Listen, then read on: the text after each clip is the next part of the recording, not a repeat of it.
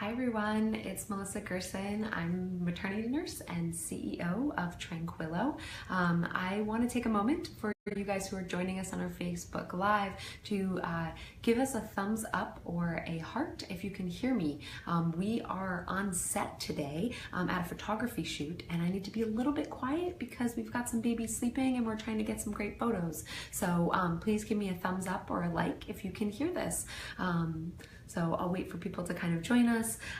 All right, well, thanks again, guys, for joining us. We've got people that can hear me, so I'm gonna keep talking at this volume. I also wanna take a minute and let you know that I brought notes today because we've got a lot to cover. We're gonna be covering swaying and shushing, so 2 total topics, and I didn't wanna forget. So if you see me glancing off to the right, that's why, just because I wanted to have a ton of content for you guys today. So thanks again for tuning in.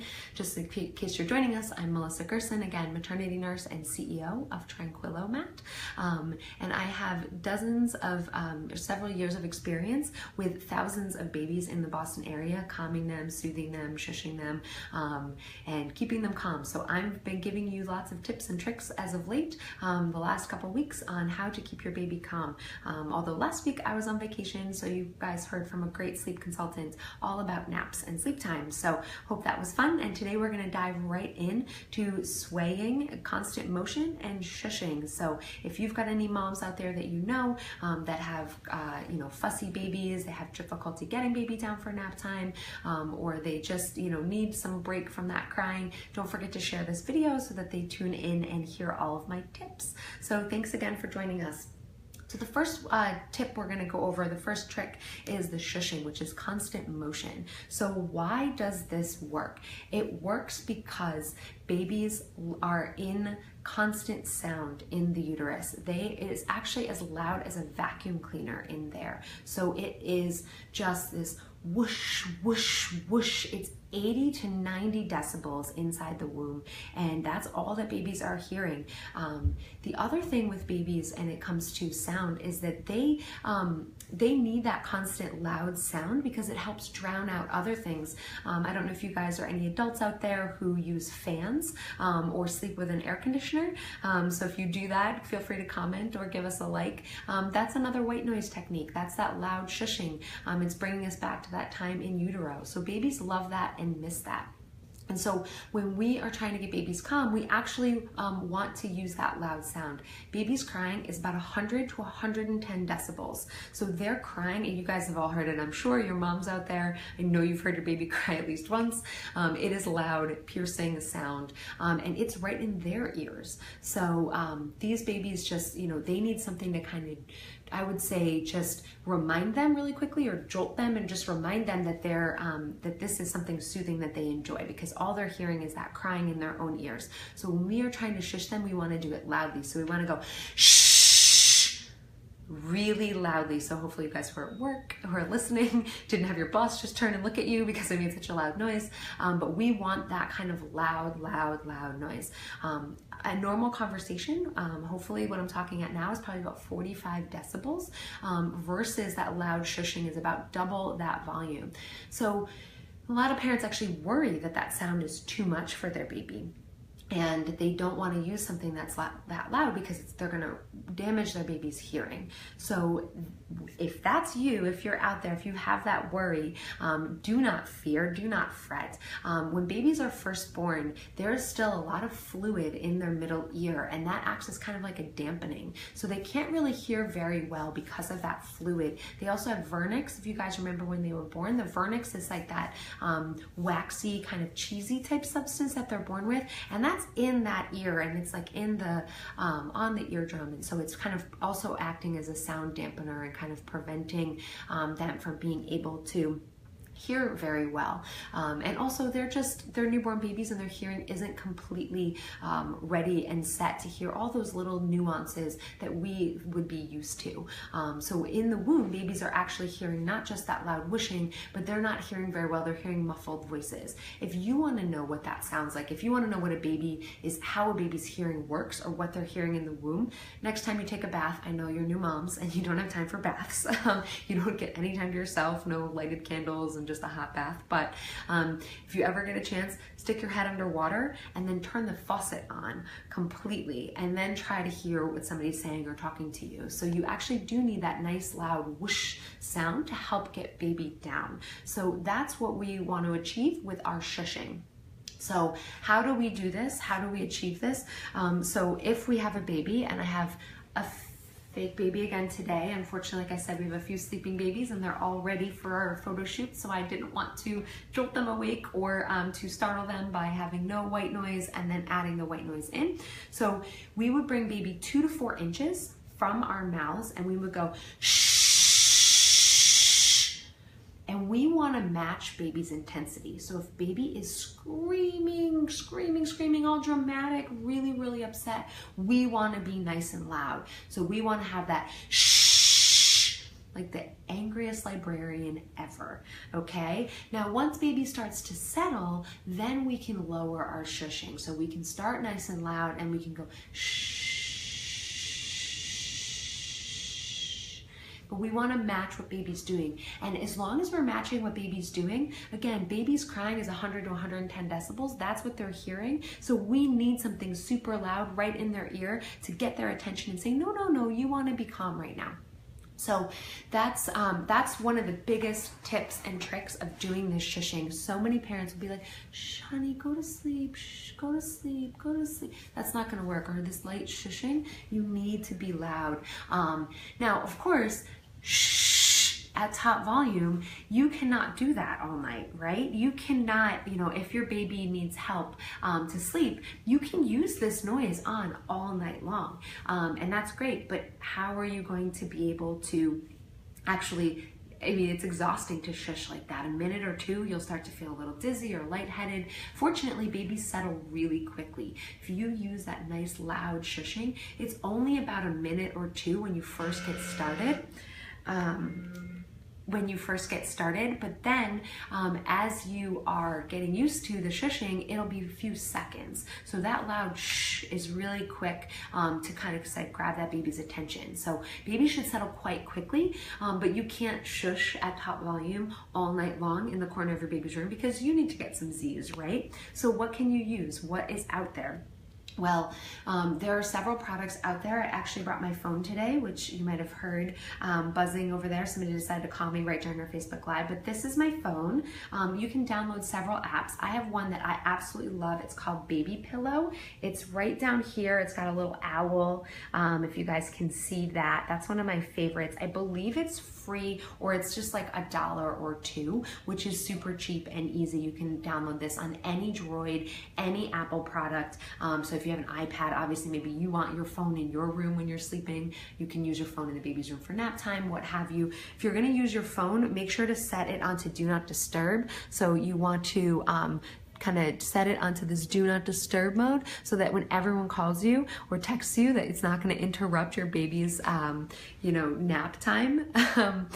And then again, you just click into the app, and this is one of my favorite apps that we have, or the noises. There are several. The actual loud shushing, this is kind of the staticky. It's like, if anyone remembers the televisions in between channels, that static, or like in between radio sounds.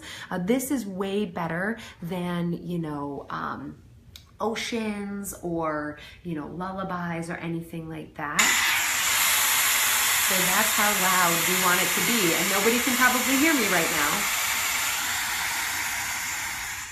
So that's how loud we want it to be, right? So that is quite a loud noise. Again, we want to have that really close to baby. And when they settle, we can kind of move it further and further away as they're settling in. So that's a great way to use at night when you're using for your kid. You want to have it for like 8 hours. The other, tool that you can use, the Dome, is a sleep product. It's like this kind of big white device, and you might see them outside of doctor's offices for patient privacy, things like that. But you can definitely use that at home. It's not terribly portable though, so you're going to want to find a different solution for that. Hence why I mentioned the phone or your iPad, because everyone's traveling with their devices these days. So, and then one of the other things, which is why I developed the product and why I developed Tranquilo Mat, is the Tranquilo Mat. So Tranquilo Mat has 4 different settings. The low is about 45 decibels, and the high is 65 decibels. So both of those are right within, you know, the range. You're not going to want to put a screaming baby down because it's not going to settle the baby, you know, like that. You're going to want that louder shushing first to kind of get them to calm and quiet, but that's really going to help them to sleep and to sleep longer.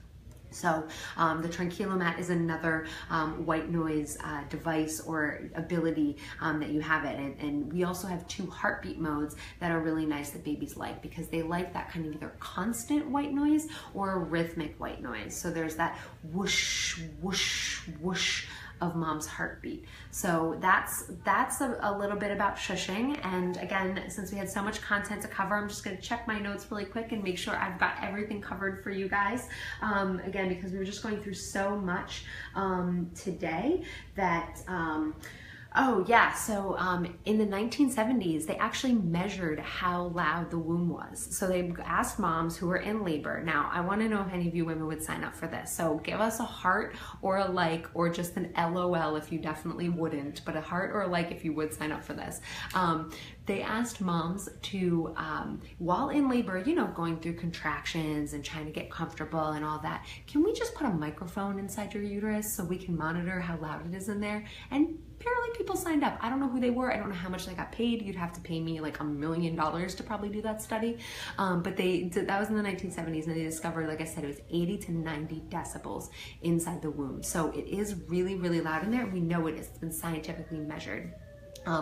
One of the other things that we know is that historically, from even a linguistic perspective, the term or the phrase "be quiet" is like has a sh sound in a lot of languages. So in English, obviously, hush or silence has a sh sound, right? And then we have tots, which is Swedish. I probably said that all wrong. We have hushket, which is Arabic. I don't know if anyone out there speaks Arabic, but hushket, I probably said that wrong too. We have shu, is in Vietnamese. We have so, which is Armenian, and we also have shush, which is Chinese. So all across the globe, from America to Europe to Asia, everyone is kind of using this "be quiet" as a sh, has a shush in it, in that phrase. So that's really fascinating, I think.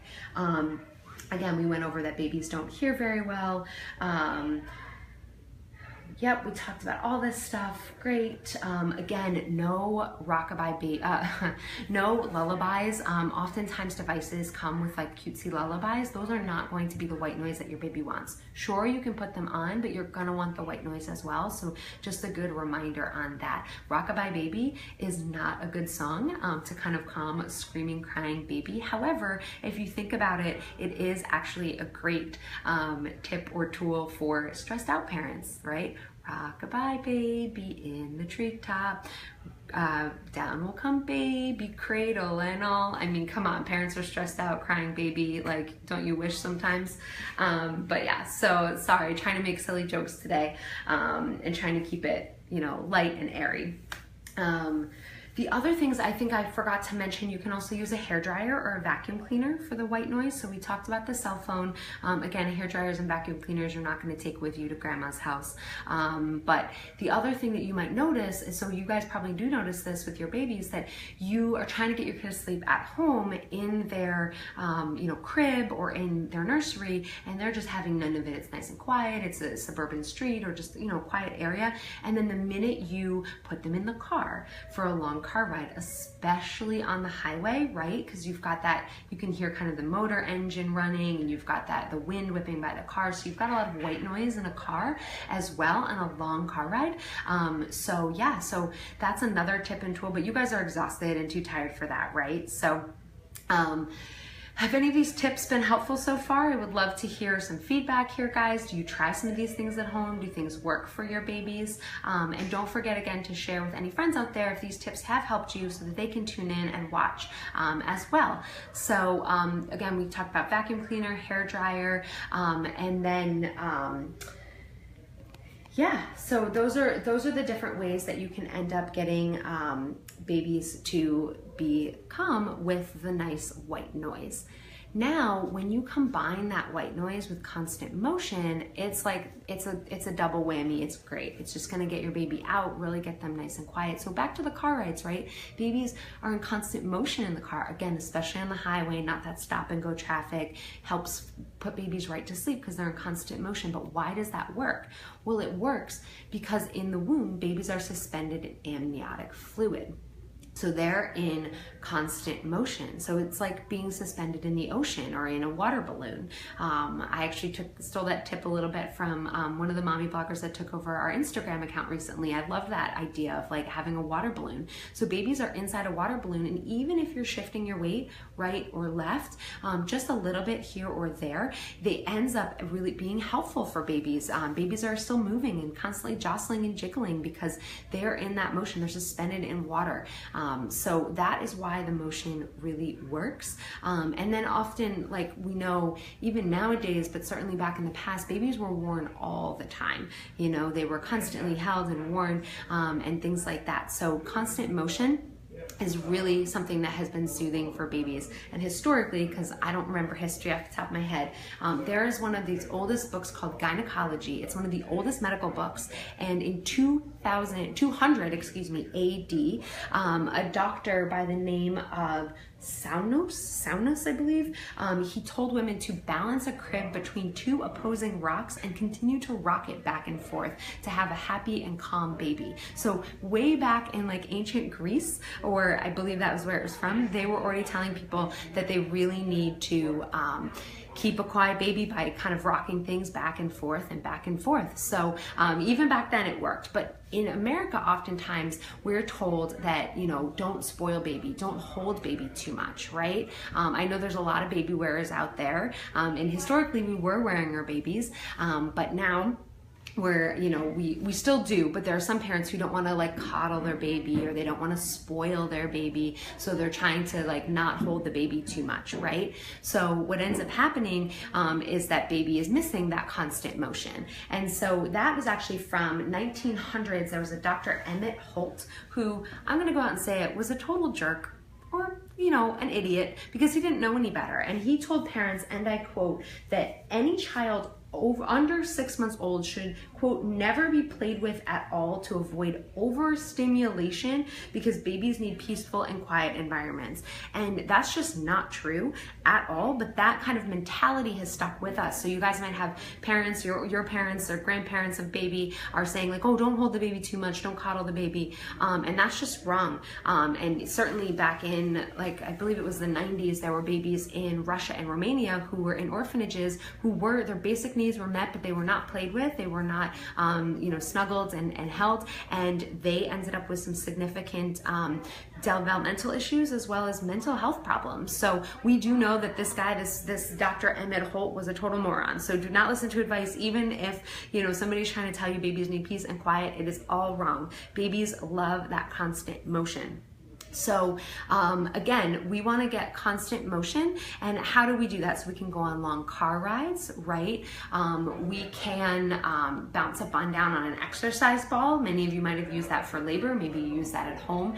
I've got a lot of friends whose babies love to do stairs. So these mamas got super fit and they were going up and down stairs and up and down stairs, especially while holding a, like, you know, if the kid was in the car seat or something, or putting them baby wearing would be a great thing. You can dance with your baby. That would be a great way to keep baby calm as well. But you want to be, again, just like with the shushing, you want to be as vigorous as your baby's crying is, because you want to match their intensity at first. So, you know, again, dancing, you can rock, you could go for long walks, especially brisk walks, like really fast walks. Some parents will just kind of use their stroller and bump the baby over like a little bump in the road or a bump in the sidewalk to kind of get that motion. It's a nice repetitive motion. Again, we said car rides. There's also like vibrating chairs or bouncy seats or even swings. You can use those. But again, the reason why I developed the Tranquilo Mat was for the constant motion. So we have vibrations, multiple vibrations throughout the mat that help to kind of mimic that constant motion that babies are experiencing, and combine that with the sound as opposed to the lullabies.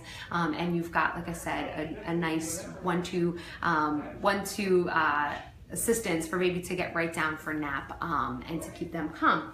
So let me show you some of the other techniques. If you wanted to do them yourself, you can, this one's my favorite, the baby cocktail. It's not quite my favorite, but so again, every mama needs a cocktail, and we can have baby, we can support baby by the chin right here, support baby, and we can kind of shake like we're shaking a cocktail, add in a nice swaddle for this baby, and you've got another S that's gonna help you out, and you and you can, you add those kind of in, and that's great. So that's one of them. One of the other, I call it the jiggle like jello. So you can place baby on your lap, and you can just kind of jiggle baby. This baby's the head is plastic, so it doesn't move as well. So, but you can kind of like jiggle the head, just like a plate of jello would be. And you're gonna see that little bit of motion. Now, I wanna be very clear from a safety perspective that there's a difference between really vigorous motion, okay, or this, like I said, this baby, this, what I call it, the baby cocktail, as opposed to shaken baby. We all know that shaking your baby is very dangerous, and we don't want to cause any brain damage, and that's what can happen when you shake a baby. But the baby milkshake, or even this jello head jiggle, is very different from shaken baby. So shaken baby is their head is not supported, and they're getting whiplash. So their head is just flailing about this way, and it's very almost like a violent whiplash. That is shaking your baby. That is dangerous. We always want to avoid that. So I would say if you're angry or frustrated or upset and you are trying to do these 5 S's and it's not working, it's best, even if you're just trying to jello head jiggle or do the baby milkshake, it's best to put baby down in a safe place and call for help, or just even walk away, leave them in their crib and walk away and get some time out for you, and come back in a minute or two when you're calm and try again. But baby whiplash is bad, but if you've supported the head in line with the body, like we did with the baby milkshake, right? Or not the milkshake, excuse me, the cocktail, right? Baby cocktail. Their head and body are in line together. They're not moving independently, right? So that's the difference here. And the same here, baby's head is being supported in line with their body. Now, you don't just want to move the body, again, for the same safety reasons that I mentioned, that you want their head and body together to prevent any shaken baby or any brain damage issues. But if their head is in line with their body, you can do as vigorous motion as you may want or need. And the reason for that is because it's supported, it's together, but their head is the thing that actually needs to have the motion with it, because that's where our sensory, that's where our body is registering that there is motion happening. And so babies need kind of their head to be moving. So you can kind of have a good move. You can imagine, like, as vigorous as you want, a baby's really crying, just pretend you're running for the bus, right? Like, oh my God, I'm gonna miss my bus, I gotta go catch it.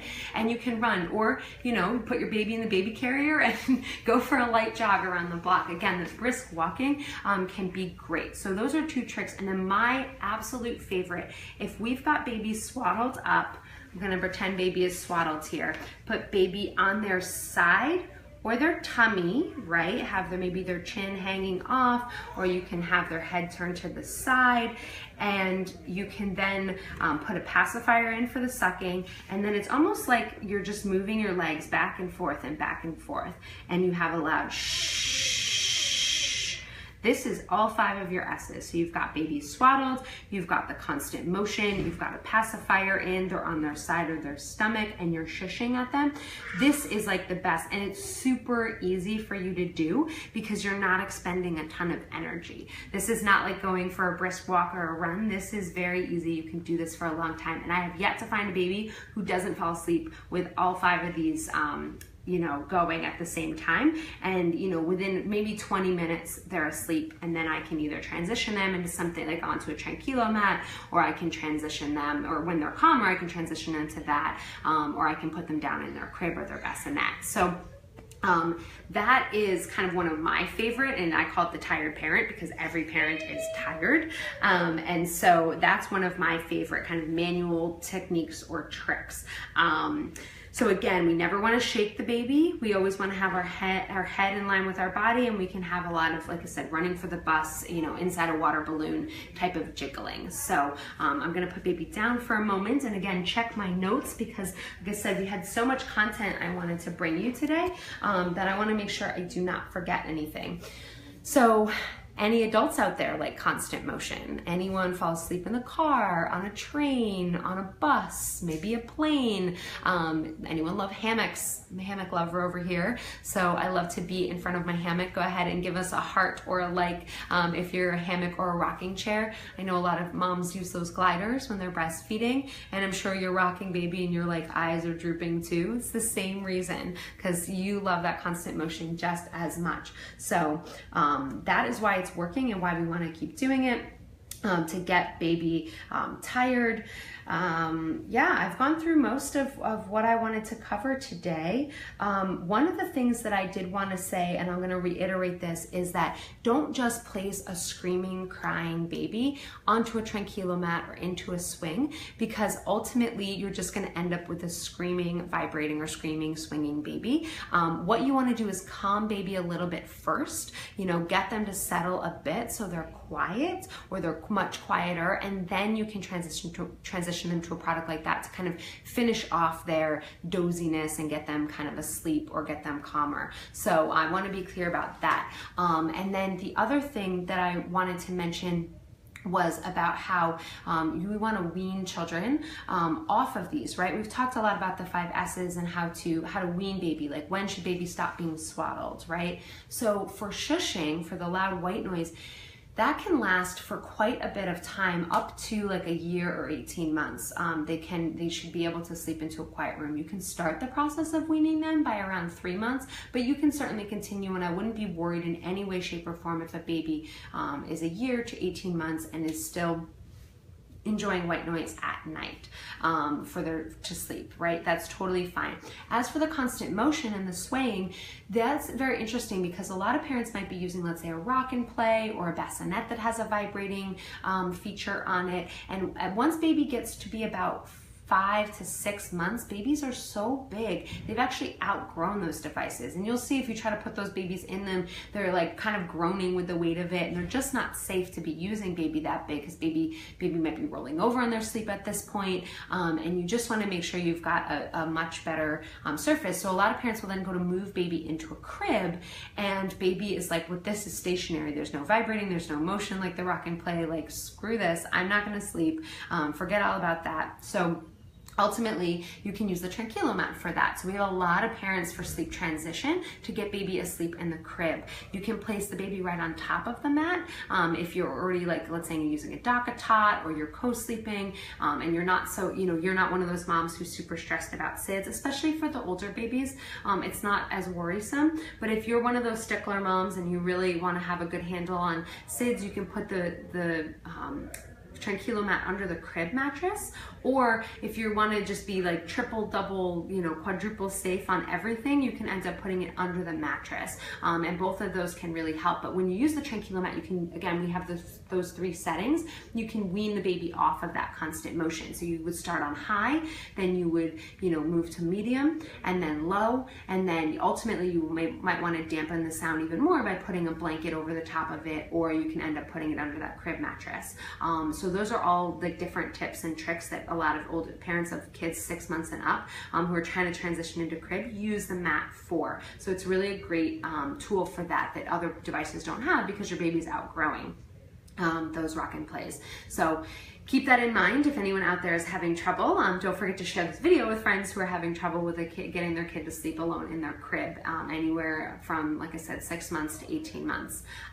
So that's one of the things that I was actually a little bit, to be honest, shocked about, because I'm a newborn nurse, right? I'm used to babies 0 to 3, 4 months old. I'm not used to the 6 and ups, and I actually learned that from a lot of our first customers, as well as some sleep consultants, that's a really great use for our product, and parents are using it for that reason. So keep that in mind.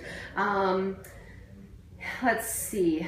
Yeah, I think, so again, I was talking about weaning. So weaning the constant motion, the constant motion should be weaned around a year to 18 months as well. Certainly if baby's willing to accept it sooner, go for it. But if you need it, you can have it going up for a little bit longer. But again, keep weaning them down off of it. Now keep in mind with constant motion or shushing or even sometimes swaddling, if you've got a kid who's overtired and they just will not go down for a nap or whatever it is, they're having a rough day, you might need to add back in some of those S's to get them to be calm. So that's totally fine. If you've got a kiddo if you just want to use it for naps as opposed to all night, you can kind of transition that way. You can also use, we have a 1 hour auto off, so you can use it to help baby fall asleep, but maybe not keep them asleep, that they're able to keep themselves asleep. That's a skill that babies do develop, so you can use it that way.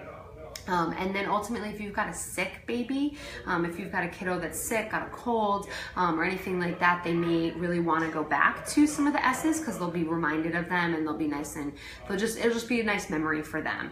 If you've got a kid who's out of their routine, if they're traveling, you might need to kind of add back in some of the S's. You can add the shushing back in, you can add the motion back in. So keep that in mind that it's totally okay to use, if you've just gotten your shots, you've gotten your 2 to 4 month shots and baby's super fussy, or maybe your 6 month, or any time that baby's just a little bit sick or overtired or out of routine. And then one of the other ones, I don't know if any of you out there have older kids. When the baby came, you might have had some regressions, right? Like your 2-year-old was your 3-year-old was out of diapers and now they're back in diapers because they want to be like the baby. You might kind of see that again as well in those children, and that's totally normal. But again, just keep those. If you've got a 3-year-old who's regressing and wants to be more like the baby, you can end up putting the shushing, but you want to put it on low. Maybe put the app or the device outside of the room so that it's not in the room. So you're kind of dampening that noise even further.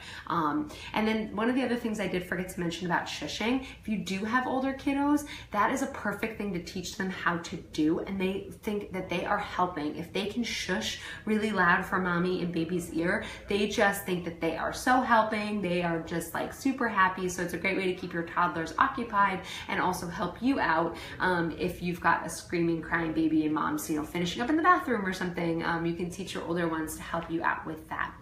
So that is all the content that I had for you guys. So I was wondering if there were any questions that were out there for folks today that were tuning in, if there was anything that was unclear. I just wanted to, open the floor for questions and see what's up. So give us one moment. I've got to switch the camera angle here. All right, so questions.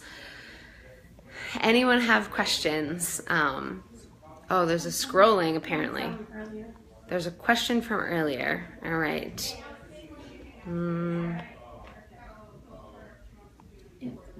I don't see any other questions. Baby's 8 days old, can you use Tranquilo Mat? That's the question. Oh, okay. So if baby was 8 days old, can you use Tranquilo Mat? Okay, now it is scrolling. Okay.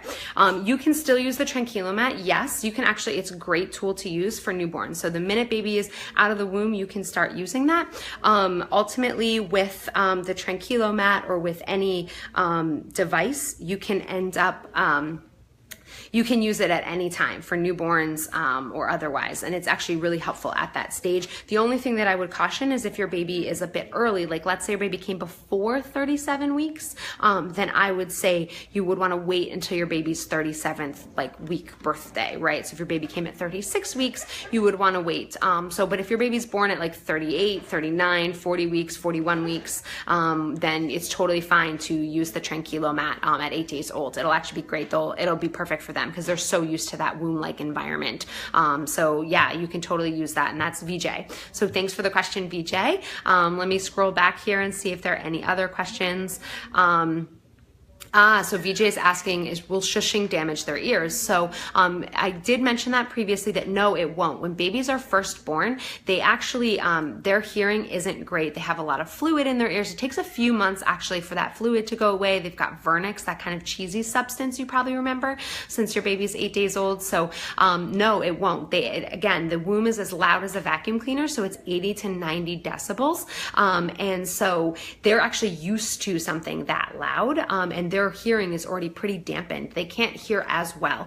So VJ, if you have a moment, stick your head into the tub and with water in it and turn on the faucet, and that's the kind of sound that babies are missing, and that's how babies' hearing is. It's really, you probably can't hear anyone talking to you when your head is underwater with, like, you know, the faucet on. So keep that in mind, that it's totally fine and totally normal. Even if somebody's screaming at you, you're not going to hear it at the loudest setting. So you do actually want to have that nice loud noise to kind of catch baby's attention. And babies crying is 110 decibels, and that's in their own ears. So we want to make sure that we're kind of grabbing their attention and using that loud shushing to get them to be calm. And again, we're only using it that loud when baby is upset, and then as they calm, we can keep it quieter. So keep that in mind as well. Okay, sometimes I worry my baby's head is doubled over in the swing or bouncy chair. Is that okay? So actually, in a swing or any kind of bouncy chair, you want to make sure it's fully reclined. Some of them you can recline more than others. If you see your baby kind of like slumped over, you want to put them and you want to recline it back more. So you do not ever want baby to be doubled over or their head kind of squished. That is unsafe. So definitely change that up, Maria. And Alexandra is asking, how many hours a day can I use white noise? So white noise, again, it depends on the baby. At year to 18 months, you want to be able to only use it for when your kid is sick or tired or, you know, overtired, things like that, when they're out of routine. But otherwise, babies come from an environment where they have that 24/7. So they have constant sound. So you can use it 24/7. But of course, if baby's not upset or not napping, you don't need to use it, and start weaning your child off of it, like I said, towards maybe the 9-month mark. So by a year to 18 months that they no longer need it. Tulani is asking, will this mat help a toddler that is already self-soothes and rocks himself to sleep? It's hard to say, Tulani. Again, the product was mostly developed for younger kiddos. If you're having specific sleep troubles with a kid, let's say they won't nap at daycare, or they're having issues getting themselves to sleep at 3, it sounds like your child is not having that, then it might not be a very helpful product for a 3-year-old. But if you did have a 3-year-old that was having difficulty getting themselves to sleep, then this could be a great device for you. So thanks for asking, Tulani. VJ is asking how to make them understand. VJ, I'm not sure what you're asking. Maybe you could rephrase that. I don't know if you're asking like how the babies will understand the noise, or how to get like grandparents to understand that the loud noise is good for babies. So just rephrase that and let me know so I can clarify and really answer your question. When should baby be weaned off white noise? Yeah, so I just mentioned that, and that's, again, by 12 months to 18 months.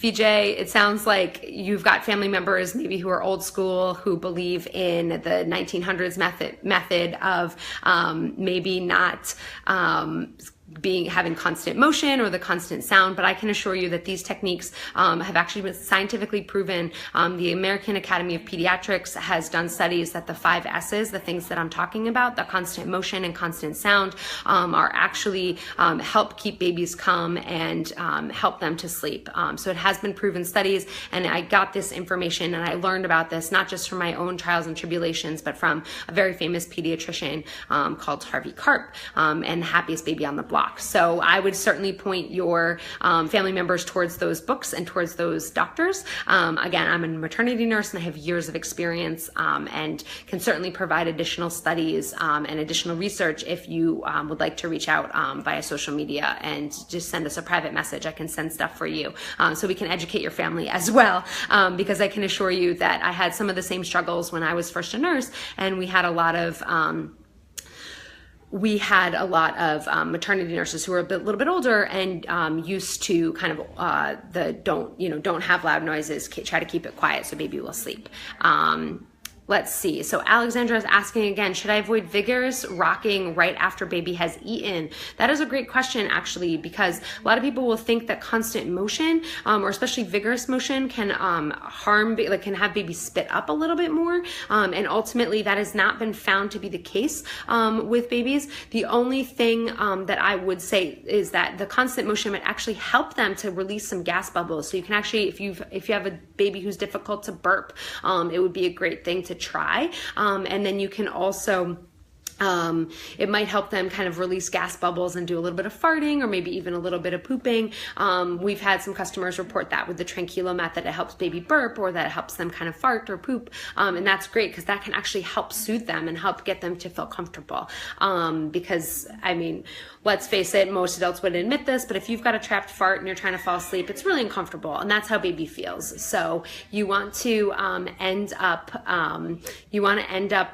trying to do that. The only thing that I would say with that is if you've got a kid that has acid reflux, if you've got a kid who's been diagnosed with GERD or gastrointestinal reflux disease, and you're seeing a specialist, you're going to want to keep baby upright. If you notice with the vigorous motion that it causes them to throw up, like not just spit up, but throw up almost their entire feeding, then you would want to kind of stop the vigorous motion. You could still try some more like slight movements, but you might not want to do vigorous motions if your kid has acid reflux. But otherwise, it's great and it shouldn't cause any additional spit up or issues.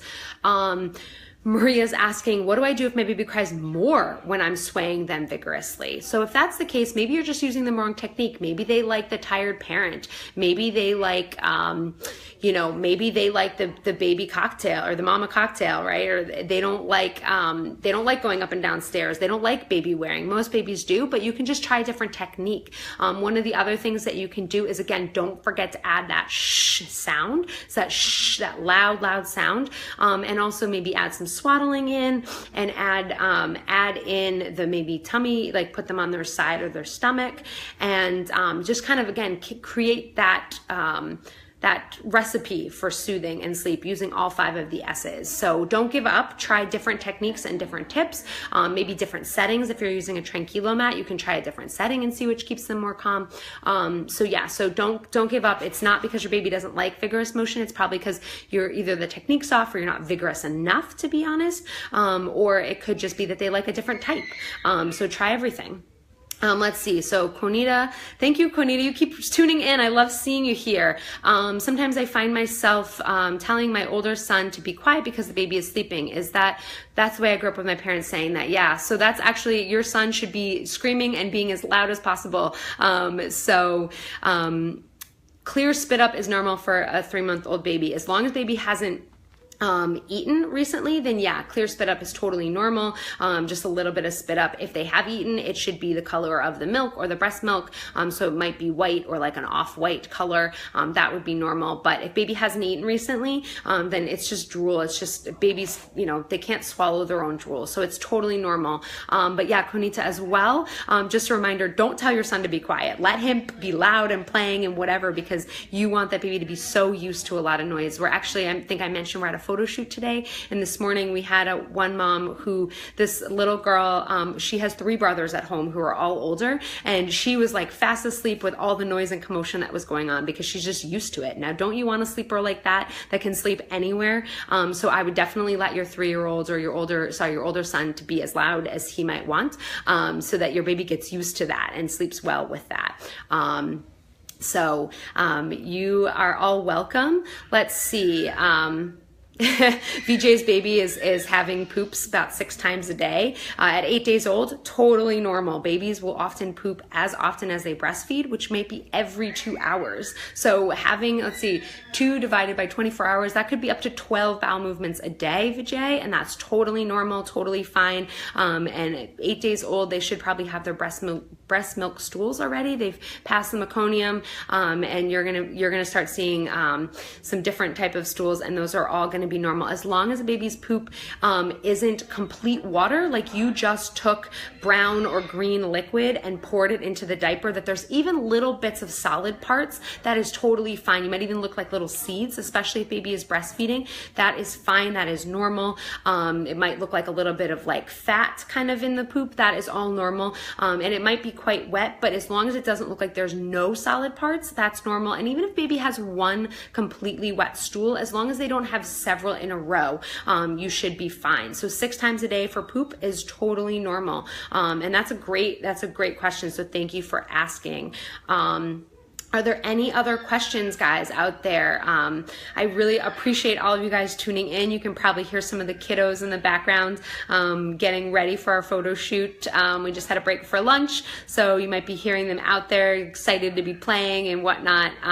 Got a lot of commotion. So again, thank you all for tuning in. I'm gonna wait another moment or two and see if there are any other questions about the material that I presented, or if I answered everyone's questions appropriately. So, oh, thanks guys. Love seeing you tune in, and I hope all the topics are really helpful. One other reminder is that next month is actually going to be sleep themed. So sleep themed that's what October is going to be. So can't believe it's already October, but it's all going to be about sleep theme. We're going to have a few different experts, some sleep consultants come in. So that's going to be October. So don't forget to tune in for those every Thursday at noon.